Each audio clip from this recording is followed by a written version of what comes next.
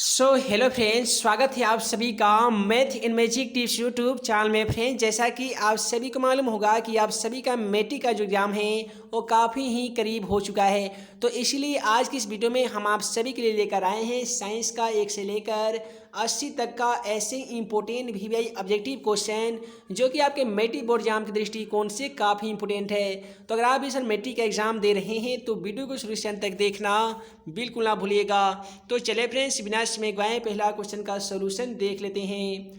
है दोस्तों, आज का पहला क्वेश्चन है हमारा कि किस दर्पण की फोकस दूरी ऋणात्मक होती है यानी माइनस होती है। क्वेश्चन के माध्यम से आप सभी को बताना होगा कि कौन ऐसा दर्पण है जिसकी फोकस दूरी अर्थात एफ का मान ऋणात्मक ली जाती है यानी माइनस में ली जाती है। पहला ऑप्शन में दिया गया समतल दर्पण, ऑप्शन बी में दिया गया उत्तल दर्पण, ऑप्शन सी में दिया गया उत्तल दर्पण और ऑप्शन डी में दिया गया है इनमें से कोई नहीं। तो जैसा कि आप सभी को मालूम होगा कि हमारा वीडियो सीरीज का पहला क्वेश्चन का जवाब आप सभी को वीडियो के नीचे जाकर कमेंट बॉक्स में इसका सही जवाब लिखना होता है। तो क्वेश्चन नंबर 1 का क्या सही जवाब होगा, आप जल्दी से वीडियो के नीचे चले जाइए और कमेंट बॉक्स में इसका सही जवाब लिख सकते हैं। तो आइए फ्रेंड्स, बिना समय गवाए अगला क्वेश्चन का सोल्यूशन दिखा देते हैं। है दोस्तों, अगला सवाल क्वेश्चन नंबर 2 को देख लीजिए। यहाँ पे क्वेश्चन नंबर 2 में दिया गया है कि दर्पण की फोकस दूरी जिसे हम लोग एफ कहते हैं और वक्रता त्रिज्या जिसे हम लोग आर कहते हैं, इसमें कौन सा संबंध है, इसमें क्या संबंध होता है। तो जैसा कि आप सभी को मालूम होगा कि a बराबर r/2 होते हैं, जिसे हम सभी कहते हैं कि फोकस दूरी वक्रता त्रिज्या की आधी होती है। तो a बराबर r/2 ऑप्शन बी में दिया जा चुका है, अतः क्वेश्चन का सही जवाब ऑप्शन बी होगा। उसके बाद में अगला सवाल है कि समान दृष्टि के लिए स्पष्ट दृष्टि की न्यूनतम दूरी कितनी होती है। तो जब भी आपसे न्यूनतम दूरी पूछी जाएगी, कम से कम दूरी पूछी जाएगी, तो क्वेश्चन का सही जवाब 25 सेमी यानी 25 सेंटीमीटर हो जाएगा और दूर बिंदु पूछा जाएगा तो अनंत हो जाएगा। उसके बाद में अगला सवाल है कि श्वेत प्रकाश का कौन सा रंग किसी प्रिज्म से गुजरने के पश्चात सबसे कम झुकता है। तो जैसा कि आप सभी को मालूम होगा कि इस प्रकार से एक प्रिज्म होते हैं जो त्रिभुजाकार होते हैं, ये 5 सतहों से घिरा होता है।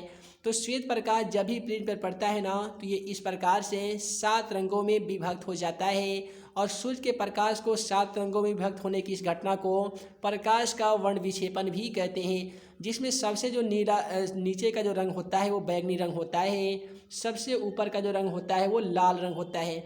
तो इससे पता ये चलता है कि जब भी श्वेत प्रकाश प्रिज्म से होकर गुजरता है ना, तो सबसे अधिक झुकने वाला रंग जो होता है वो बैंगनी रंग होता है, सबसे कम झुकने वाला जो रंग होता है वो लाल रंग होता है। तो इसलिए क्वेश्चन का सही जवाब ऑप्शन सी हो जाएगा, लाल। उसके बाद में अगला सवाल है, मानव आँख की रेटिना द्वारा बनाई गई छवि कैसी होती है, यानी मनुष्य की आँख के रेटिना के द्वारा बनाया गया प्रतिबिंब कैसा होता है। तो वास्तविक और उल्टा होता है, इसलिए क्वेश्चन का सही जवाब ऑप्शन बी होगा। उसके बाद में अगला सवाल है कि आकाश का रंग नीला क्यों प्रतीत होता है। जैसा कि आप सभी को बताया जाता है, आकाश का जो रंग नीला दिखाई देता है वो प्रकाश के प्रकीर्णन के कारण दिखाई देता है, इसलिए क्वेश्चन का सही जवाब ऑप्शन बी होगा। है दोस्तों, ऐसे ही बहुत सारे जो पीडीएफ है हमारे एप्लीकेशन में अपलोड कर दिए गए हैं। तो वीडियो डिस्क्रिप्शन बॉक्स में मैथ इन मैजिक टिप्स का ऑफिशियली मोबाइल एप्लीकेशन का लिंक दे दिया जाएगा। उस मोबाइल एप्लीकेशन को इंस्टॉल करके आप मैट्रिक एग्जाम की जो तैयारी है वो काफ़ी ही बढ़िया तरीके से कर सकते हैं। साथ ही वेबसाइट questionforexam.com पे जाके क्विज खेल सकते हैं, ऑनलाइन टेस्ट देकर आप अपनी तैयारी का लेवल स्वयं चेक कर सकते हैं। तो यहाँ पे हम लोग देख पा रहे हैं क्वेश्चन नंबर 7 को दिया गया है कि किस दर्पण से वस्तु का प्रतिबिंब बड़ा बनता है, यानी वह कौन ऐसा दर्पण है जिससे वस्तु का प्रतिबिंब जो है वो बड़ा बनता है। तो उस दर्पण का नाम है अवतल दर्पण, यानी क्वेश्चन का सही जवाब ऑप्शन बी होगा। उसके बाद में अगला सवाल है, निम्नलिखित में से कौन सा लेंस निकट दृष्टि दोष को दूर करने के लिए उपयोग किया जाता है। क्वेश्चन नंबर 8 का सही जवाब ऑप्शन सी हो जाएगा। अवतल दर्पण का जो इस्तेमाल है ना, वो निकट दृष्टि दोष को दूर करने में किया जाता है। उसके बाद में अगला सवाल है, निम्नलिखित में से कौन सा उपकरण विद्युत धारा की उपस्थिति को दर्शाता है। तो विद्युत धारा की उपस्थिति को कौन सा दर्शाता है, तो गैल्वेनोमीटर दर्शाता है, इसलिए क्वेश्चन का सही जवाब ऑप्शन ए होगा। उसके बाद में है कि दाएं हाथ के अंगूठे का नियम का प्रतिपादन किसने किया था। तो दोस्तों, फ्लेमिंग महोदय ने ही दाएं हाथ के अंगूठे का नियम का प्रतिपादन किया था, अतः क्वेश्चन का सही जवाब ऑप्शन बी हो जाएगा, फ्लेमिंग। उसके बाद में क्वेश्चन 11 में दिया गया है कि विभवांतर का एसआई मात्रक क्या होता है। जैसा कि आप सभी को बताया जाता है कि विभव के अंतर को विभवांतर कहते हैं, जिसका एसआई मात्रक वोल्ट होता है, जिसे भी द्वारा सूचित किया जाता है। इसलिए विभव पूछे या विभवांतर पूछे, प्रत्येक स्थिति में क्वेश्चन का सही जवाब वोल्ट होता है। उसके बाद में अगला सवाल क्वेश्चन 12 में दिया गया है कि निम्नलिखित में से किस संयोजन द्वारा प्रतिरोध का जो मान है ना वो बढ़ता है। तो यहाँ भी क्वेश्चन का सही जवाब ऑप्शन ए हो जाएगा। श्रेणी क्रम समूहन द्वारा प्रतिरोध का मान बढ़ता है, इसलिए क्वेश्चन का सही जवाब ऑप्शन ए होगा। उसके बाद में अगला सवाल है चुंबकीय बल रेखा की प्रकृति कैसी होती है। तो दोस्तों आप सभी को बता दें कि चुंबकीय बल रेखा की जो प्रकृति होती है ना वो काल्पनिक होती है, इसलिए क्वेश्चन का सही जवाब ऑप्शन ए होगा। उसके बाद में अगला सवाल क्वेश्चन 14 को देख लीजिए। क्वेश्चन 14 में बोला गया है कि 1 किलोवाट घंटा कितने जूल के बराबर होते हैं। काफ़ी सिंपल सवाल है। तो 1 किलोवाट घंटा जो है वो 3.6 गुने 10⁻6 जूल के बराबर होते हैं। कितने स्टूडेंट को लगता है इसका क्वेश्चन का सही जवाब ऑप्शन बी होगा? आप हमें कमेंट के माध्यम से बता सकते हैं। अगला सवाल है कि नवीकरणीय ऊर्जा का स्रोत है। तो इसके लिए आपको 4 ऑप्शन दिए जा रहे हैं। चारों ऑप्शनों में क्वेश्चन का सही जवाब ऑप्शन बी हो जाएगा। नवीकरणीय ऊर्जा का जो स्रोत है ना वो सौर ऊर्जा है, और अनवीकरणीय मैट्रिक एग्जाम में अगर पूछ दिया जाएगा तो वैसे स्थिति में कोयला, पेट्रोलियम ये सब अनवीकरणीय ऊर्जा का स्रोत हो जाएंगे। उसके बाद में बोला गया है कि किस लेंस को अपसारी लेंस भी कहते हैं। काफ़ी सिंपल सवाल है। अवतल लेंस को हम सभी अपसारी लेंस कहते हैं, और उत्तल लेंस को हम सभी अभिसारी लेंस कहते हैं। उसके बाद में है कि प्रकाश का प्राथमिक वर्ण कौन सा होता है। दोस्तों प्रकाश का प्राथमिक वर्ण कौन सा होता है? तो प्रकाश का प्राथमिक वर्ण लाल रंग भी होता है, नीला भी होता है और हरा भी होता है, इसलिए क्वेश्चन का सही जवाब ऑप्शन डी हो जाएगा, इनमें से सभी। उसके बाद में अगला सवाल बोला गया है कि निम्नलिखित में से कौन सा नेत्र का रंगीन भाग होता है। इसके लिए आपको 4 ऑप्शन दिए जा रहे हैं। रंगीन भाग की बात करें तो क्वेश्चन का सही जवाब बुक में कर्निया दिया गया था। कितने स्टूडेंट को लगता है क्वेश्चन का सही जवाब रेटिना होगा? कमेंट के माध्यम से बता सकते हैं। अगला सवाल है कि 1 HP बराबर क्या होता है। तो यहाँ पे हम लोग बात करेंगे 1 HP बराबर क्या होता है। तो 746 वाट के बराबर होता है 1 HP। तो इसलिए क्वेश्चन का सही जवाब ऑप्शन ए हो जाएगा, 746 वाट। अगला सवाल है कि विशालक शीशा, जिसको मैग्नीफाइंग ग्लास भी कहते हैं, ये कैसा होता है, यानी किस लेंस का बना होता है। तो इसका सही जवाब जो हो जाएगा ऑप्शन बी हो जाएगा, उत्तल लेंस का बना होता है मैग्नीफाइंग ग्लास का शीशा।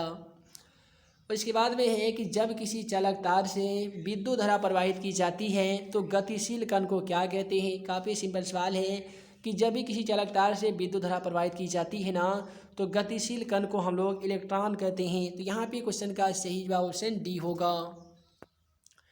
उसके बाद में अगला सवाल है कि एम्पियर घंटा किसका मात्रक है। तो एम्पियर घंटा आवेश का सही मात्रक है, अतः क्वेश्चन का सही जवाब ऑप्शन बी होगा।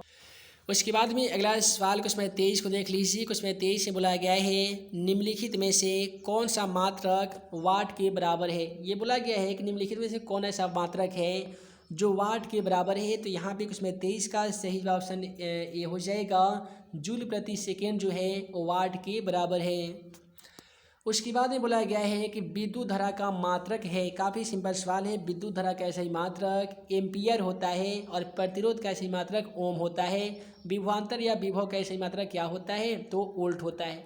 तो यहाँ पे बोला गया है विद्युत धारा के मात्रा के बारे में, तो क्वेश्चन का सही जवाब ऑप्शन ए होगा, एम्पियर। उसके बाद में बोला गया है कि ग्लोबल वार्मिंग संरक्षण के लिए उत्तरदायी गैस कौन सा होता है। ये आपके एग्जाम के दृष्टिकोण से काफ़ी महत्वपूर्ण है, याद रखिएगा कि ग्लोबल वार्मिंग संरक्षण के लिए उत्तरदायी गैस का नाम है CO2, जिसे हम सभी कार्बन डाइऑक्साइड के नाम से भी जानते हैं। उसके बाद में कुछ 26 में बोला गया है कि शरीर में भोजन का पचना किस प्रकार की अभिक्रिया है। तो दोस्तों इसे हम लोग ऑक्सीकरण अभिक्रिया भी कहते हैं और इसे उपचयन अभिक्रिया भी कहते हैं। तो इसलिए क्वेश्चन का सही जवाब ऑप्शन ए हो जाएगा, उपचयन अभिक्रिया।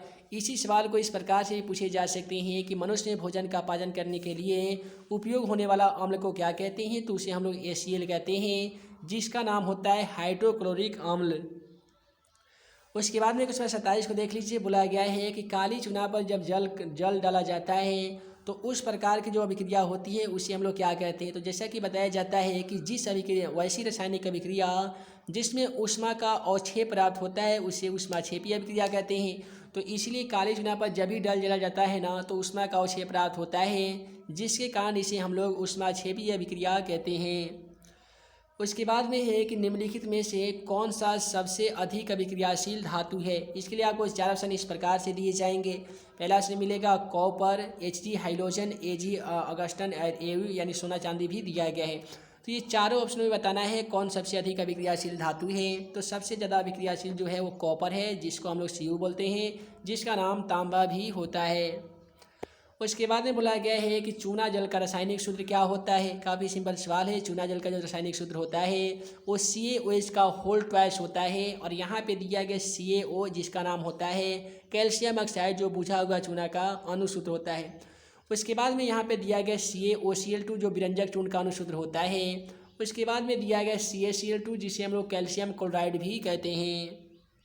उसके बाद में बोला गया है कोई विलयन लाल लीटर पद को नीला कर देता है तो उसका पीएच मान क्या होता है। काफ़ी सिंपल सवाल है। एक चीज़ याद रखिएगा कि कोई भी विलयन लाल लीटर पद को अगर नीला कर दे रहा है तो इतना तो साफ है कि वो क्षार होगा, और क्षार का जो पीएच मान होता है वो 7 से ऊपर होता है।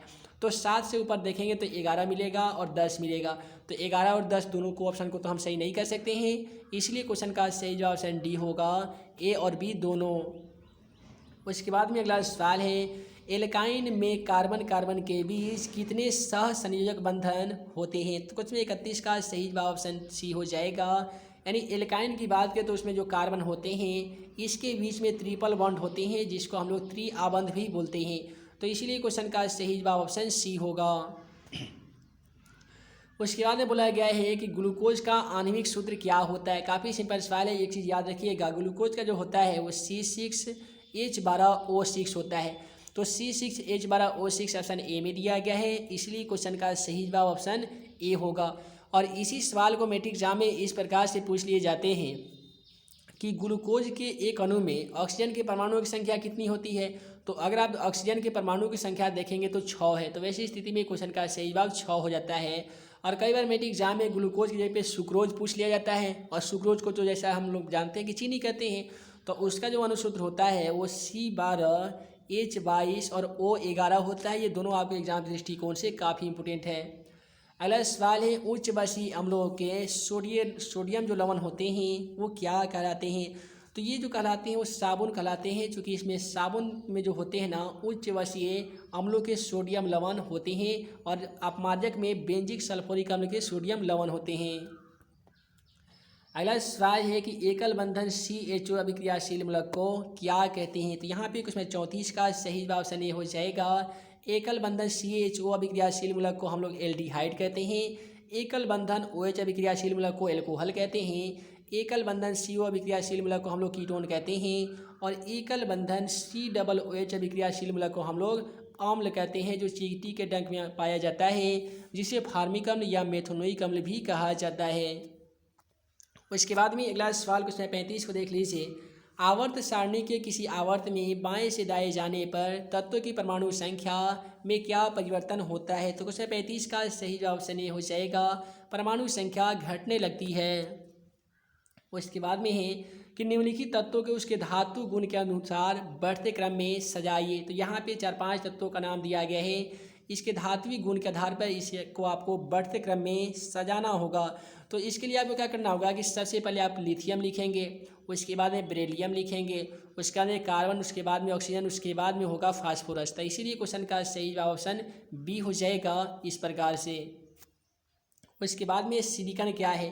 तो दोस्तों जैसा कि आप सभी को बताया जाता है, सिलिकॉन जिसको हम लोग Sb कहते हैं, जर्मेनियम जिसे हम लोग Ge कहते हैं। तो ये जितने भी प्रकार के धातु होते हैं ये उप धातु कहलाते हैं, इसलिए कुछ में 37 का सही जवाब ऑप्शन सी होगा, उप धातु।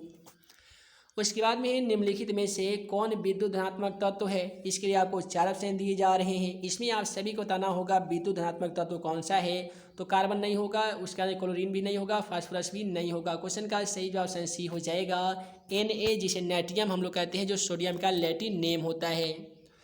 उसके बाद में टिहरी बांध का निर्माण किस प्रदेश में किया गया है? टिहरी जो बांध है उसका निर्माण जो है वो कौन से प्रदेश में किया गया है? तो ये जो किया गया है उत्तराखंड में किया गया है। तो क्वेश्चन का सही जवाब उत्तराखंड होगा। उसके बाद में है निम्नलिखित में किस धातु को केरोसिन तेल में डुबा कर रखते हैं? तो केरोसिन तेल में डुबा कर रखते हैं सोडियम और पोटेशियम को। अब आपके मन में ये सवाल आ रहा होगा कि आखिर कौन ऐसा कारण है जिसको सोडियम और पोटेशियम को केरोसिन तेल में डुबा कर रखते हैं? तो आज जान ही लीजिए कि सोडियम और पोटेशियम का ज्वलन ताप काफ़ी ही निम्न होता है, जो कमरे के समान ताप पर ही जलने लगता है। दूसरी ओर केरोसिन तेल में सोडियम और पोटेशियम अविलय होता है, इसमें जंग भी नहीं लगता है। और ये केरोसिन तेल के साथ सबसे बड़ी बात यह है कि वो अभिक्रिया भी नहीं करता है। यही कारण है कि सोडियम और पोटेशियम को केरोसिन तेल में डुबा कर रखते हैं। उसके बाद में अपमार्जक बनाए जाते हैं, यानी अपमार्जक से कौन कौन से पदार्थ बनाए जाते हैं? तो इससे सर्फ एक्सेल भी बनता है, शैम्पू भी बनता है, इजी सर्फ भी बनता है। इसलिए क्वेश्चन का सही जवाब इनमें से सभी हो जाएगा। अगला सवाल है कि सौर सेल में किसका प्रयोग किया जाता है? जैसा कि बताया जाता है सिलिकॉन एक उपधातु है जिसका इस्तेमाल सौर सेल के रूप में किया जाता है। तो यहाँ पे क्वेश्चन का सही जवाब ऑप्शन बी होगा। उसके बाद में है कि निम्नलिखित में से किसका उपयोग खाना बनाने वाले ईंधन में नहीं किया जाता है? इसके लिए आपको 4 ऑप्शन दिए जा रहे हैं। चारों ऑप्शनों में क्वेश्चन का सही जवाब ऑप्शन सी हो जाएगा। कार्बन नाइट्रोजन जो गैस है जिसको हम लोग CNG गैस बोलते हैं, इसका इस्तेमाल खाना बनाने में नहीं करते वाला। और हालांकि ये LPG है, लिक्विड पेट्रोलियम गैस, जिसको हम लोग द्रविक पेट्रोलियम गैस भी कहते हैं। कोयला हो गया, बायोगैस हो गया, ये सभी का इस्तेमाल जो है वो खाना बनाने में किया जाता है, लेकिन CNG का इस्तेमाल खाना बनाने में नहीं किया जाता है। अगला सवाल है 2Cu, जिसको हम लोग बोलेंगे कॉपर और प्लस O2 यानी ऑक्सीजन गैस के साथ अभिक्रिया कराएंगे तो ये CuO बनाता है, यानी कॉपर ऑक्साइड बनाता है। और इसी के साथ एक क्रिया होती है जिसे हम सभी ऑक्सीकरण अभिक्रिया के नाम से जानते हैं। तो इस अभिक्रिया का नाम होगा ऑक्सीकरण अभिक्रिया। इसके बाद में निम्नलिखित में से कौन सा समीकरण संतुलित नहीं है? सबसे पहले आपको ये जानना होगा समीकरण संतुलित होता कैसे है। तो क्या होता है कि जितने भी देखिए ये अभिक्रिया में भाग लेने वाले पदार्थ को हम लोग अभिकारक कहते हैं, इसके फलस्वरूप बने पदार्थ को हम लोग प्रतिफल कहते हैं। तो दोनों ओर अगर परमाणु की संख्या जिसमें भी बराबर है तो समझ लीजिए संतुलित है, अन्यथा नहीं है। तो ऑप्शन ए में देखेंगे तो हाइड्रोजन 2 है, यहाँ पे भी हाइड्रोजन 2 है, क्लोरीन 2 है, तो यहाँ पे भी क्लोरीन 2 है, तो ये संतुलित है। ये ऑप्शन गलत हो गया। ऑप्शन सी को देख लीजिए तो हाइड्रोजन यहाँ पे 4 है, तो यहाँ पे भी 2 दूनी 4 हाइड्रोजन हो गया। ऑक्सीजन 2 है, तो ये 2 लगाने से पहले क्या हो गया कि ये दोनों भी आपस में बराबर हो गया। ऑप्शन डी को देखेंगे तो 2 KClO3 दिया गया है, तो यहाँ पे 2 और यहाँ पे 3 2 5 ऑक्सीजन, यहाँ पे 3 और 2 5 ऑक्सीजन, तो ये भी बराबर है। तो इसीलिए आपका क्वेश्चन का सही जवाब ऑप्शन बी हो जाएगा। ऑप्शन बी में जो दिया गया है ना समीकरण, ये संतुलित नहीं है। समीकरण संतुलित क्यों नहीं है? तो इसके अभिकारक एवं प्रतिफल के बीच परमाणुओं की संख्या बराबर नहीं है।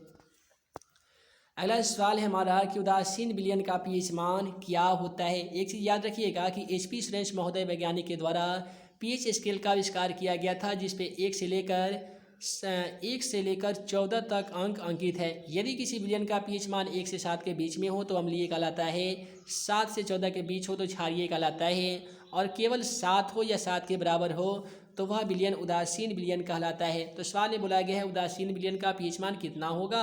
तो 7 के बराबर होगा। उसके बाद में बोला गया है निम्नलिखित में से कौन सा दुर्बल अम्ल है? तो यहाँ पे कुछ में 47 का सही जवाब ऑप्शन सी हो जाएगा।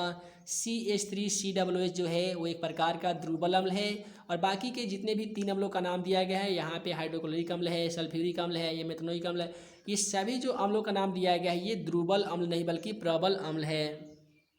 अगला सवाल क्रायोलाइट किसका अयस्क है? इसके लिए आपको 4 धातुओं का नाम दिए गए हैं, तो इस चारों ऑप्शनों में क्वेश्चन का सही जवाब ऑप्शन डी हो जाएगा। बॉक्साइट, कोरंडम और क्रायोलाइट ये सभी अयस्क होते हैं एल्युमिनियम का।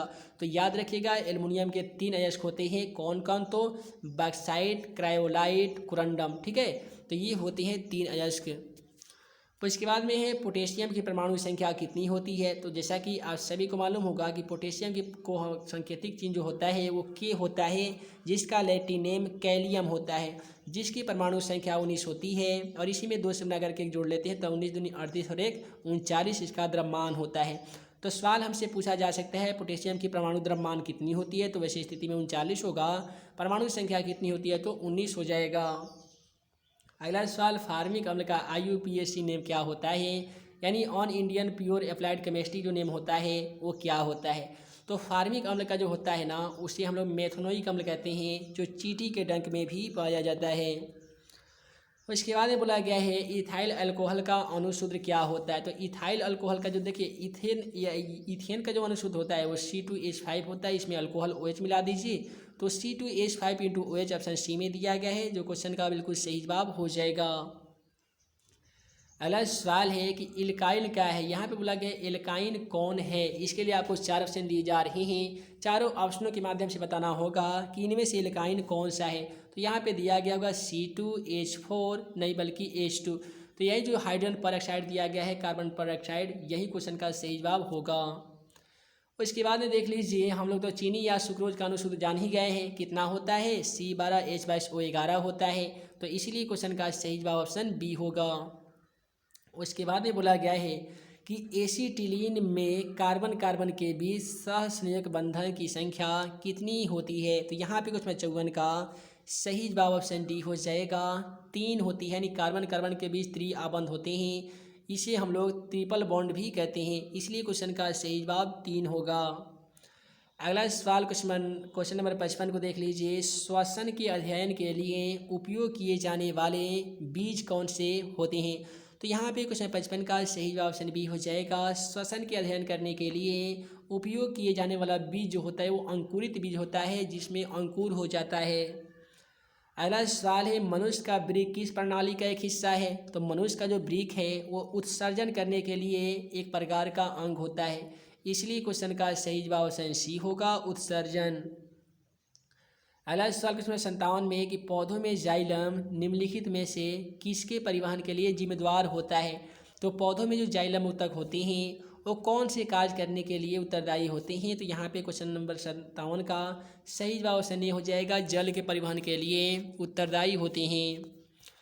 उसके बाद में बोला गया है कि श्वसन क्रिया के दौरान कौन सी गैस निकलती है। काफ़ी सिंपल सवाल है। जब श्वसन हम लेते हैं तो ऑक्सीजन गैस लेते हैं, छोड़ते हैं तो कार्बन डाइऑक्साइड गैस छोड़ते हैं। तो इसलिए क्वेश्चन का सही जवाब ऑप्शन ए होगा, CO2। उसके बाद में है कि फलों के पकने को निम्नलिखित में से किससे नियंत्रित किया जाता है। तो इसका सही जवाब ऑप्शन सी हो जाएगा। एथीन जो हार्मोन है ना, ये फल को पकाने के लिए निम्नलिखित को नियंत्रित करता है। अगला सवाल है कि न्यूरॉन वह हिस्सा है जहाँ जानकारी हासिल की जाती है, उसे हम लोग क्या कहते हैं। तो यहाँ पे कुछ 60 का सही जवाब ऑप्शन ए होगा, डेंड्राइट कहते हैं। यानी न्यूरॉन का एक हिस्सा है जिसका नाम है डेंड्राइट, यहीं से मस्तिष्क के बारे में कोई भी हम लोग जानकारी हासिल करते हैं। अगला सवाल है कि निम्नलिखित में से कौन सा आपातकाल का हार्मोन है। आपातकाल यानी इमरजेंसी का जो हार्मोन है वो कौन सा हार्मोन है। तो उस हार्मोन का नाम है एड्रीनलिन, अतः क्वेश्चन का सही जवाब ऑप्शन ए होगा। उसके बाद में है कि निम्नलिखित में से कौन सी अनैच्छिक क्रिया नहीं है। इसके लिए आपको 4 ऑप्शन दिए जा रहे हैं, इसमें आप सभी को बताना होगा कौन सी क्रिया है जो अनैच्छिक नहीं है। देखिए अनैच्छिक का मतलब होता है जो अपनी इच्छा से नहीं की जाती हो। तो जो चबाना का जो क्रिया है, चबाना जो है ऐच्छिक क्रिया है, अपने इच्छा से चबा सकते हैं या नहीं चबा सकते हैं। अनैच्छिक क्रिया जिस पे आपका नियंत्रण नहीं हो, देखिए उल्टी आना आपका नियंत्रण नहीं हो सकता, दिल का धड़कना पे आपका नियंत्रण नहीं है, अधिक लार टपकना, जैसे कोई भी मनुष्य को रेबीज बीमारी हो जाता है तो उसका अत्यधिक लार टपकते रहता है, जिस पर उसका कोई भी रिएक्शन नहीं हो सकता है, कोई भी नियंत्रण स्थापित नहीं है, इसलिए क्वेश्चन का सही जवाब चबाना होगा। अगला सवाल है मानव में गर्भ की अवधि कितनी होती है। तो दोस्तों आप सभी को बता दें मनुष्य में जो गर्भ की अवधि होती है वो खास करके 9 महीना होती है, जिसे हम लोग क्या करते हैं 9 में 30 से गुना कर देते हैं। तो 9 महीना में 30 से गुना कर दीजिएगा तो 9 त्रिका 27 यानी 270 दिन आ जाएगा। तो इसलिए क्वेश्चन का सही जवाब ऑप्शन ए होगा, 270 दिन। उसके बाद में है कि गंगा एक्शन प्लान कब शुरू हुआ था। इसी सवाल को पिछली बार मैट्रिक एग्जाम में पूछा गया था कि गंगा सफाई योजना किस वर्ष शुरू हुआ था। तो 1985 क्वेश्चन का सही जवाब हो जाएगा। अगला सवाल है कि मुकुलन द्वारा अलैंगिक जनन निम्नलिखित में से किसमें होता है। तो क्वेश्चन 65 का सही जवाब क्या होगा। तो ऑप्शन ए हो जाएगा। याद रखिएगा मुकुलन द्वारा जनन ईस्ट के साथ साथ हाइड्रा में भी होता है। तो मैट्रिक एग्जाम में हाइड्रा की जगह पे ईस्ट देगा या ईस्ट की जगह पे हाइड्रा भी दे सकता है। उसके बाद में निम्नलिखित में से कौन सी बीमारी श्वसन तंत्र से संबंधित है। तो यहाँ पे श्वसन तंत्र से संबंधित जो बीमारी है उसका क्या नाम है। तो यहाँ पे देख लीजिए ऑप्शन बी में दिया गया टीबी, जिसको हम लोग कहते हैं ट्यूबरकुलोसिस। तो टीबी तो होगा नहीं, सॉरी टीबी तो होगा ही, लेकिन इसके साथ साथ निमोनिया भी होगा। तो इसलिए क्वेश्चन का सही ऑप्शन डी हो जाएगा, बी और सी दोनों। उसके बाद में है कि मनुष्य और अन्य मांसाहारी जीव निम्नलिखित में से किसका पाचन नहीं कर पाती हैं। तो क्वेश्चन 67 का सही ऑप्शन बी हो जाएगा। मनुष्य के साथ जितने भी मांसाहारी जीव होते हैं वो सेल्यूलोज का पाचन नहीं कर सकते हैं। उसके बाद में है कि ब्रेन हैमरेज का मुख्य कारण क्या है, यानी ब्रेन हैमरेज होने का मुख्य जो रीज़न होता है वो हाइपर टेंशन होता है। तो याद रखिएगा, हाइपोटेंशन एगो देगा ऑप्शन में और एगो देगा हाइपर टेंशन। तो हाइपोटेंशन नहीं बल्कि ऑप्शन सी हो जाएगा। हाइपर टेंशन जो कारण होता है वो ब्रेन हैमरेज का मुख्य लक्षण है, कारण है। अगला सवाल है, निम्नलिखित में से परजीवी पादप का मुख्य उदाहरण क्या है। तो परजीवी पादप की हम लोग बात करें तो कसकुट्टा क्वेश्चन का सही जवाब हो जाएगा, यानी ऑप्शन बी होगा। उसके बाद में कि हृदय से रक्त को संपूर्ण भागों में पंप किया जाता है। तो हृदय से रक्त जो होते हैं, खून जो होते हैं, उसका संपूर्ण शरीर में पंप किसके माध्यम से किया जाता है। तो उसमें 70 का सही जवाब ऑप्शन बी हो जाएगा, नीलय द्वारा। उसके बाद में है कि हाइड्रा में अलैंगिक जनन की विधि है। तो हाइड्रा में अलैंगिक जनन की जो विधि होती है वो कौन सी होती है। तो हम आप सभी बता ही दी है कि मुकुलन द्वारा जो विधि होती है वो हाइड्रा और ईस्ट में होती है। तो 71 का सही जवाब ऑप्शन ए होगा, मुकुलन। उसके बाद में बोला गया है कि जनन संचरित रोग है। जनन संचरित रोग की बात करें तो सिफिलिस भी है, गोनोरिया भी है, एड्स भी है। ये सभी जनन संचरित रोग होते हैं जिसे हम लोग यौन रोग भी कहते हैं। तो इसलिए क्वेश्चन का सही जवाब ऑप्शन डी होगा, इनमें से सभी। अगला सवाल है कि पुष्प के बाहरी भाग को क्या कहते हैं। काफ़ी सिंपल सवाल है, क्वेश्चन 73। तो देखिए बोला गया पुष्प के बाहरी भाग, बाहरी का मतलब होता है बाह्य। तो इसको देखिए, पुष्प के जो अंदर वाली भाग को हम लोग दलपुंज कहते हैं, बाहरी वाले भाग को हम लोग बाह्य दलपुंज कहते हैं। तो यहाँ पे क्वेश्चन का सही जवाब ऑप्शन ए होगा, बाह्य दलपुंज। उसके बाद में बोला गया है कि ब्लड समूह ए में कौन सा एंटीबॉडी होता है। तो क्वेश्चन 74 का सही जवाब क्या होगा, ऑप्शन सी होगा, स्मॉल बी जो होता है ये ब्लड ए समूह का एंटीबॉडी होता है। अगला सवाल क्वेश्चन 75 में देख लीजिए कि रक्त में ग्लूकोज की मात्रा निम्नलिखित में से कौन नहीं नियंत्रित करता है। तो रक्त में जो ग्लूकोज की मात्रा होती है इसे कौन ऐसा ऑप्शन है जो नियंत्रित नहीं करता है। क्वेश्चन 75 का सही जवाब ऑप्शन ए हो जाएगा, इंसुलिन। अब कई बार मैट्रिक एग्जाम में सवाल ये भी देखे होंगे कि आखिर क्या कारण है कि मधुमेह के रोगियों को इंसुलिन का हार्मोन देकर चिकित्सा की जाती है। तो इसका आसान भाषा में आंसर लिखिएगा कि देखिए क्या होता है कि रक्त में इंसुलिन का स्राव जो होता है वो कम या ज़्यादा होने से मधुमेह के रोगी को मधुमेह रोग हो जाता है। तो इंसुलिन का हार्मोन इसलिए दी जाती है ताकि रक्त में चीनी की मात्रा को नियंत्रित किया जा सके और उसकी बीमारी को ठीक किया जा सके। यही कारण है कि इंसुलिन मधुमेह के रोगियों को इंसुलिन का हार्मोन देकर चिकित्सा की जाती है। अगला सवाल है, पादप वृद्धि हार्मोन क्या है। पादप यानी पौधों में वृद्धि यानी बढ़ोतरी करने वाला हार्मोन का जो नाम है वो क्या है। तो उस हार्मोन का नाम है जिबरेलिन हार्मोन। तो क्वेश्चन 76 का सही जवाब ऑप्शन ए होगा। उसके बाद में है कि हार्मोन स्रावित कहाँ होता है। काफ़ी सिंपल सवाल है, हार्मोन का जो स्राव होता है वो अंतःस्रावी ग्रंथि से होता है। अतः क्वेश्चन का सही जवाब ऑप्शन ए होगा। उसके बाद में मनुष्य के मुख गुहा में अर्थात मुंह में कितने जोड़ी लाल ग्रंथियाँ पाई जाती है। तो मनुष्य के मुख गुहा में 3 जोड़ी लाल ग्रंथियाँ पाई जाती है, यानी क्वेश्चन का सही जवाब ऑप्शन सी हो जाएगा। अगला सवाल है कि एंड्रोजेन है दोस्तों, एंड्रोजेन क्या है। तो यह एक प्रकार का पाचक रस है, यानी क्वेश्चन का सही जवाब ऑप्शन सी होगा, डिgestive जस्टिस। अगला जो सवाल देख लीजिए, कुछ में 80 में बोला गया है कि मटर को अपने प्रयोग के लिए किसने चुना था। तो ग्रेगर जॉन मेंडल जो है अनुवंशिकी या अनुवंशिकता का जनक कहे जाते हैं, जिन्होंने मटर के पौधे से अनुवंशिकता के लक्षणों को सिद्ध किए थे। तो इस प्रकार से आज की इस वीडियो सीरीज में आप सभी स्टूडेंट देख लिए हैं साइंस का 1 से लेकर 80 तक का ऐसे इंपॉर्टेंट ऑब्जेक्टिव क्वेश्चन का सॉल्यूशन जो कि पिछले मैट्रिक एग्जाम में बहुत बार पूछे गए हैं और आपके मैट्रिक एग्जाम में पूछे जा सकते हैं। तो उम्मीद है कि आज का यह वीडियो आप सभी को पसंद आया हो तो वीडियो को लाइक करें, अपने दोस्तों के साथ शेयर करें। ऐसे ही नए नए वीडियो पाने के लिए आप हमारे YouTube channel math and magic tips को सब्सक्राइब करना बिल्कुल ना भूलिएगा। तो ये दोस्तों, मैं मुकीम अंसारी जल्द मिलूंगा अगले वीडियो में नए वीडियो क्वेश्चन के साथ। तब तक के लिए वीडियो के लिए बहुत बहुत धन्यवाद।